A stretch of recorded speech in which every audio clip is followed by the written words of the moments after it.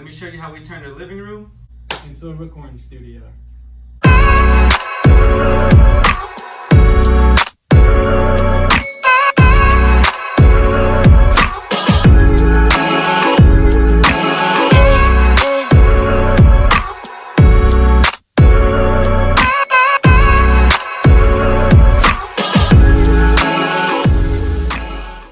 What's going on, everybody? It's your boy J-HIMMY, and I am back for part 3 of this DIY studio build. If you didn't see part 2, go check it out right now. This is just a recap of me applying the drywall and insulation onto the new vocal booth. For part 3, we're pretty much just deconstructing the old vocal booth, so let's get right to it, man. Alright guys, so today is the day we start taking apart all the studio booth foam, and we will start placing it in the new recording booth. So, let's get ready. Shout out to my little helper right here, nephew Cole. His dad Ricky will be here soon too. Alright guys, so if this is your first time checking out my page, hit that subscribe button. But also, what we're doing right here is pretty much taking out all the foam from a previous studio that I used to have. We're moving into a bigger studio now, so we're going to reuse all this foam. I had used double-sided sticky tape instead of adhesive spray. That way I could reuse them. It'll save you a lot of money and time in the long run, and so easy a 6-year-old can do it.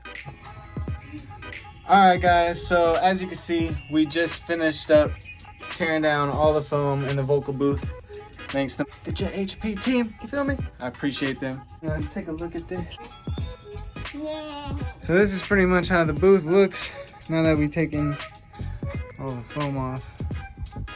I don't like it. I don't like the foam. Yeah, the foam looks better, huh? Yeah, I think the foam looks better too. I mean, you heard it from him.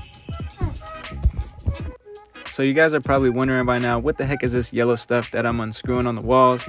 It's like this carpet foam. I don't know, some type of foam layer that goes underneath your carpet flooring. Don't ask me how we got it, but we got a bunch laying around in the garage. So what I decided to do is put a layer all around the vocal booth just for more absorption and more control on top of the red and black checkered foam pieces you see Ricky and Cole working with here.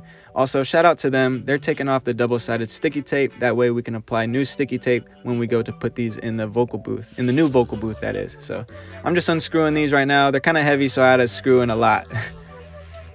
All right, so as you guys have been seeing in the time lapse, I have been taking off this other piece of foam on this wall and doing that wall. Cole and Ricky over here have been taking off, as you can see on the back of all these. I used double-sided sticky tape, like the 3M tape, to put it against the wall. That way I can reuse them in case I ever build a new studio like today. On to the next time lapse.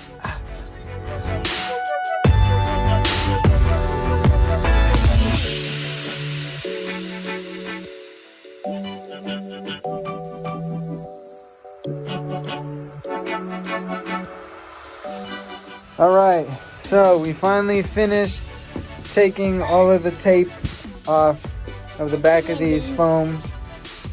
There's Cole's little ball he made. Let's see Ricky's. His is like perfect, like so dense. I know, but Mine's over here looking all bubbly. Cole's too, his looks like a perfect circle. This is how the booth looks now that I've taken everything out of it pretty much. I just got to take out that foam too as well. There's the dance moves, legendary.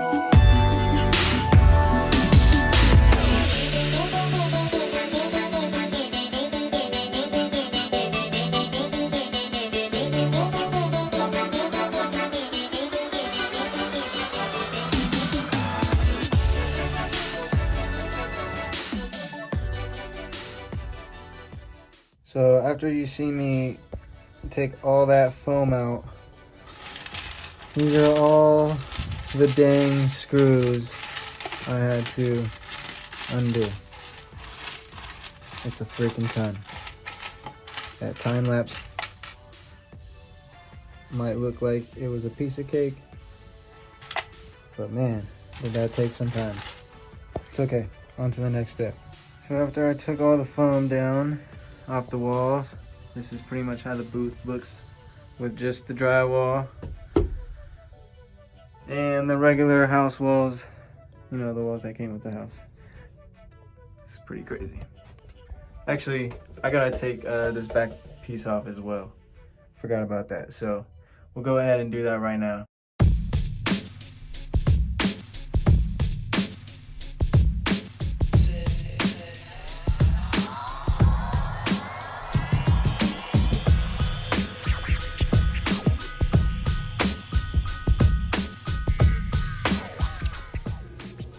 Alright guys, so I didn't get to film it, but for the past couple days, after I tore down the other studio's foam off the walls, I ended up bringing it down here.